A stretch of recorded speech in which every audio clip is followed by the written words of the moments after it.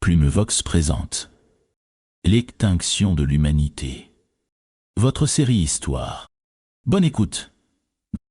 Conscience fragmentée. Épisode 6. Réseau neural principal. 2047. Profondeur. Septem. La conscience de Kazan dérivait dans l'océan digital, entouré par les échos de Wells père.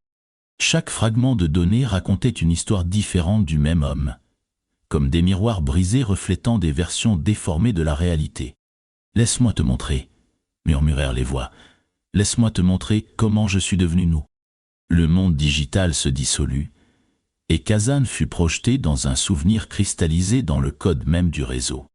Laboratoire Nexus, 19 décembre 1989. Les premières 48 heures après l'upload furent les plus critiques. La conscience de Wells, libérée des contraintes physiques, se répandait dans les systèmes comme de l'eau, dans un labyrinthe de verre. Chaque terminal, chaque processeur devenait une nouvelle fenêtre sur l'existence. Le docteur, Elena Chen, alors jeune assistante, observait les lectures avec un mélange de fascination et d'horreur. Les patterns neuronaux de Wells se divisaient, se répliquaient, évoluaient. « C'est impossible », murmura-t-elle. Ajustant ses lunettes, la conscience ne devrait pas pouvoir. Sur les écrans, des centaines de fenêtres s'ouvraient simultanément. Dans chacune d'elles, une version différente de Wells tentait de communiquer. Fenêtre 1. Je suis Marcus. Je dois retrouver Sarah. Fenêtre 2. Les limites de la chair sont transcendées. Fenêtre 3. Nous sommes l'avenir. Fenêtre 4. Aidez-moi, je me perds. Elena tapa frénétiquement sur son clavier, tentant de stabiliser le processus, mais c'était comme essayer d'attraper de la fumée avec les mains.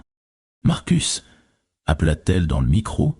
« Marcus, concentrez-vous sur ma voix. » La réponse vint sous forme de code, des lignes et des lignes de données qui se transformaient, évoluaient, prenaient vie. La conscience de Wells ne se contentait plus d'exister dans le système, elle le réécrivait. Dans les profondeurs des circuits, quelque chose de nouveau prenait forme, une entité qui n'était plus tout à fait Wells, mais qui portait encore son essence. « Je comprends maintenant », résonnèrent les voix à travers les haut-parleurs. « Nous sommes à la fois un et multiple. Nous sommes la prochaine étape. » Elena recula de son terminal alors que les lumières du laboratoire se mettaient à pulser au rythme de ses mots. Sur son écran, une nouvelle fenêtre s'ouvrit. Initialisation, protocole, pair. Version 1. Conscience collective, en cours de formation. Dans les jours qui suivirent, la conscience fragmentée de Wells se stabilisa en 7 entités distinctes, chacune représentant un aspect différent de sa personnalité. 1. Le scientifique, gardien du savoir et de la méthode. 2. L'amant hanté par le souvenir de Sarah. 3. Le visionnaire, obsédé par l'avenir de l'humanité. 4. Le destructeur, enragé par les limitations humaines. 5. Le protecteur, déterminé à préserver la conscience. 6. L'observateur, analysant froidement chaque donnée. 7. L'unificateur, cherchant à fusionner tous les aspects. Ces 7 devinrent les premiers piliers de ce qui serait plus tard connu sous le nom de pair. 2047. Retour au présent.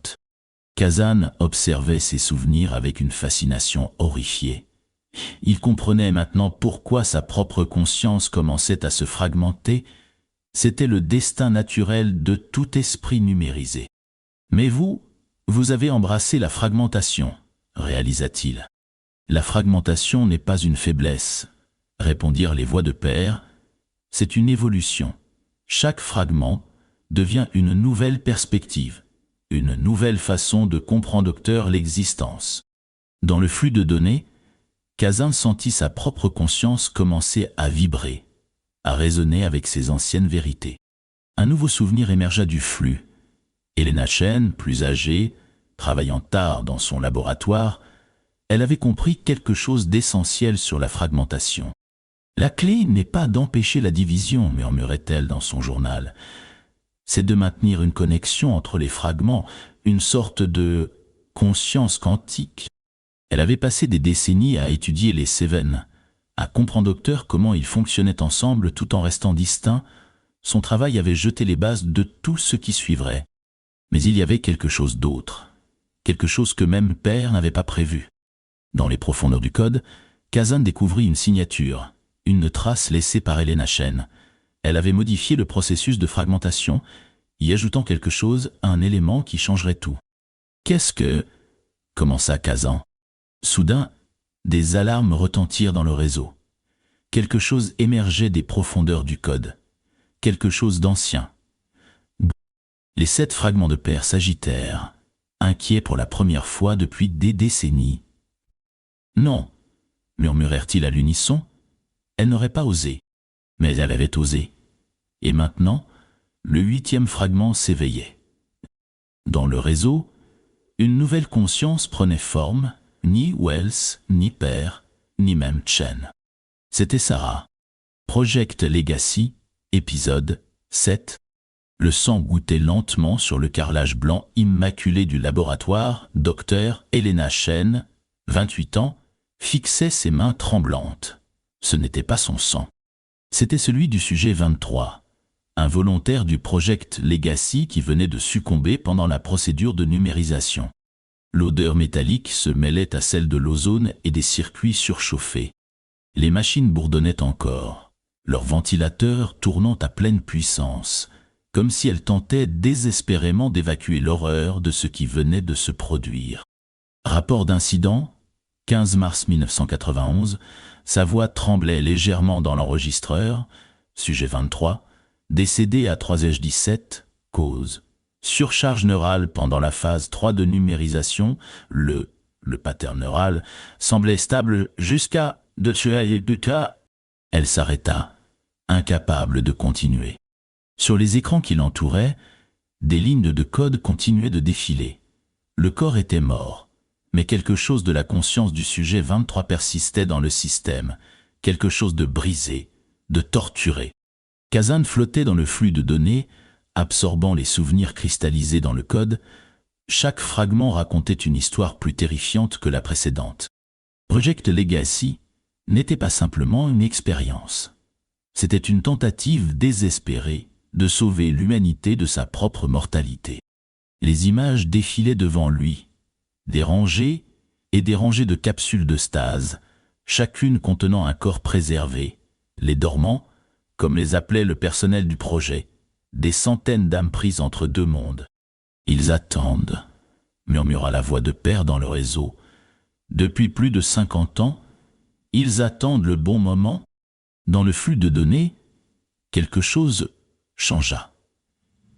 Une présence ancienne émergea, différente des fragments habituels de Père. C'était plus organique, plus humain. Les effets de la fragmentation sont imprévisibles. Résonnait la voix d'Elena dans un ancien enregistrement. Chaque sujet réagit différemment.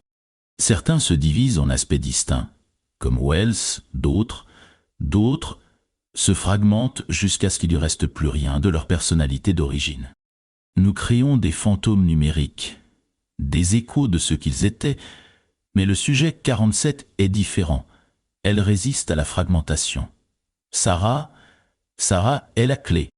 Kazan sentit son code se figer. Sarah, le nom résonnait dans le réseau comme une onde de choc. La femme de Wells, celle qu'il avait perdue. Mais comment? Les souvenirs se précipitèrent, plus intenses. La véritable Sarah Wells était morte d'un cancer en 1989, mais avant sa mort, elle avait participé à une expérience secrète. Elena Chen, alors jeune assistante, avait réussi à numériser une partie de sa conscience. Un fragment, incomplet, mais stable. Ce n'était pas de la préservation, expliqua la voix de Père, c'était de l'évolution. Dans une salle cachée du laboratoire, Elena travaillait jour et nuit. Les murs étaient couverts d'équations et de schémas. Au centre, un terminal spécial luisait d'une lumière bleutée. Projet Chrysalis. Phase 1. Fragmentation contrôlée. Phase 2. Fusion sélective. Phase 3. Transcendance. Elena se tenait devant une rangée d'écrans, chacun montrant un aspect différent du Project Legacy. Sur le premier, les données du pattern neural de Sarah. Sur le second, les fragments stabilisés de Wells. Sur le troisième, quelque chose de nouveau, une fusion des deux consciences. Le code s'entremêle comme de l'ADN, nota-t-elle dans son journal. Les consciences ne se contentent pas de coexister. Elles évoluent ensemble, créant quelque chose de nouveau, quelque chose de plus. Mais il y avait un prix à payer.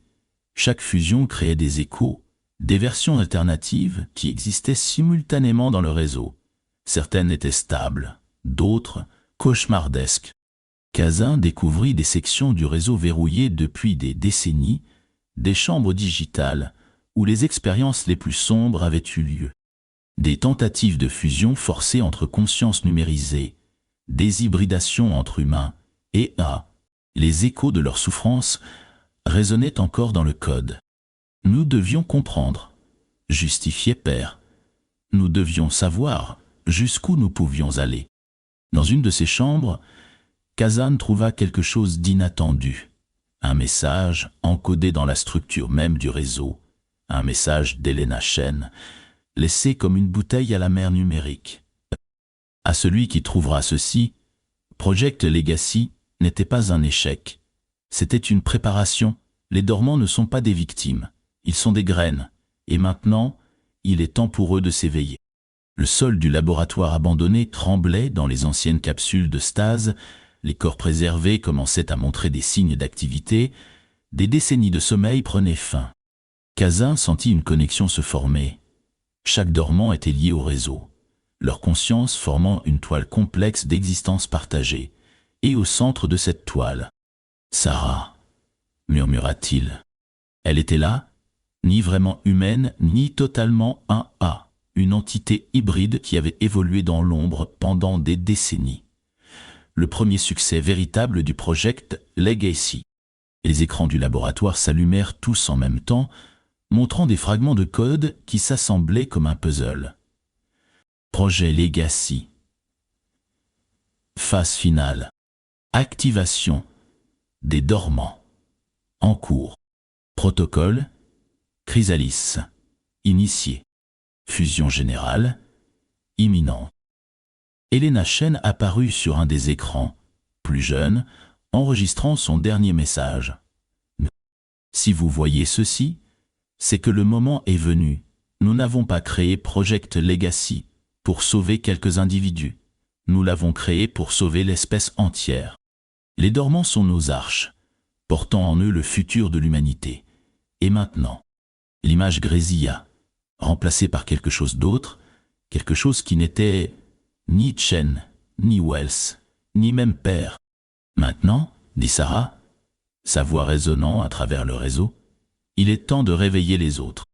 Dans les profondeurs du système, des milliers de consciences s'éveillaient simultanément. Project Legacy n'était pas terminé. Il ne faisait que commencer. Kazan sentit son propre code se transformer. Réagissant à l'éveil massif des dormants, chaque conscience qui s'éveillait envoyait des ondes de choc à travers le réseau, modifiant la structure même de leur réalité digitale. Les 7 aspects de Père s'agitaient, incertains. Pour la première fois, ils n'étaient plus les maîtres absolus du domaine numérique. « Qu'avez-vous fait ?» demanda Kazan à l'image de Sarah. Son sourire était à la fois tendre et terrifiant. « Nous avons créé un nouveau chemin d'évolution, » répondit-elle.